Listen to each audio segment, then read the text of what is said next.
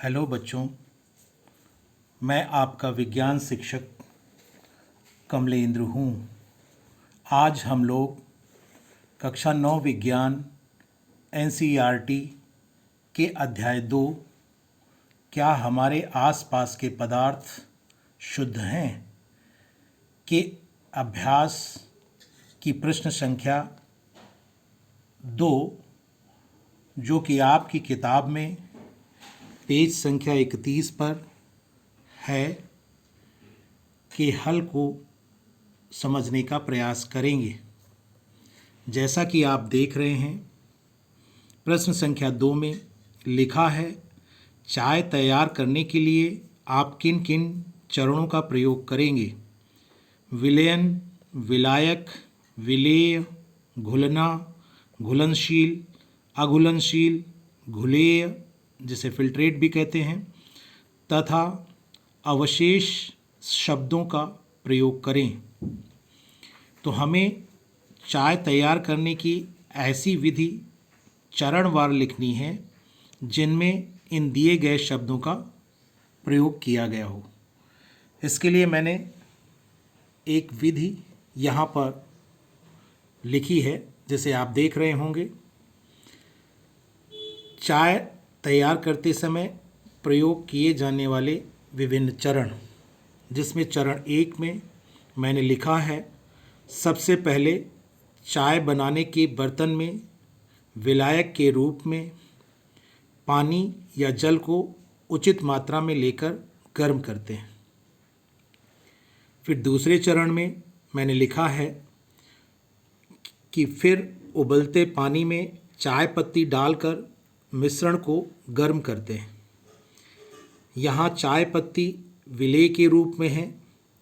चाय पत्ती का घुलनशील भाग या अंश जल में या पानी में अर्थात पानी में घुलना शुरू हो जाता है।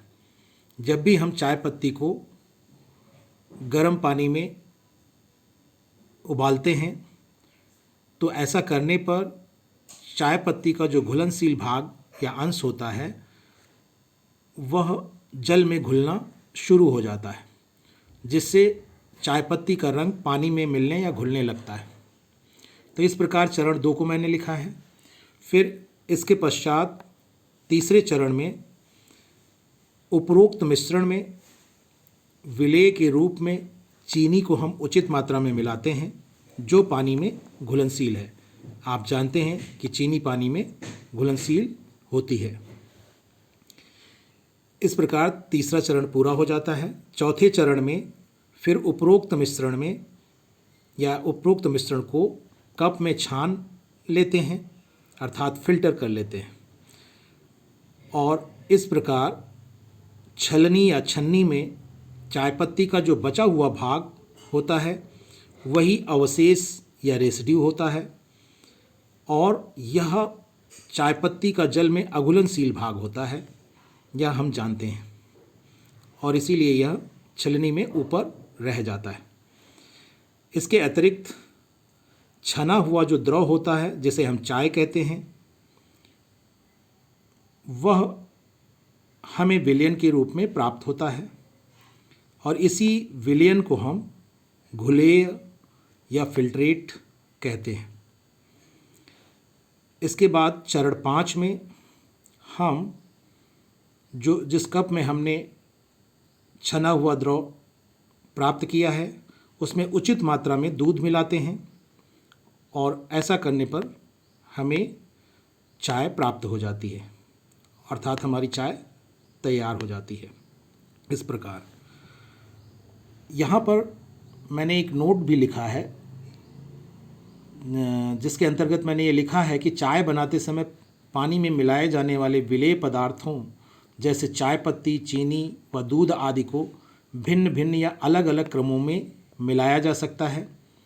मैंने यह इसलिए लिखा है क्योंकि आप अलग अलग घरों में, अलग अलग देशों में आप चाय बनाने की जब विधियों पर गौर करेंगे तो आप पाएंगे कि ये जो विलेय पदार्थ है ये भिन्न भिन्न क्रमों में मिलाए जाते हैं, और इस प्रकार चाय बनाने की कई विधियाँ हमें प्राप्त होती हैं। यहाँ पर मैंने उन्हीं क्रमों में से एक क्रम लेकर के चाय बनाने की विधि लिखी है या आपको बताई है।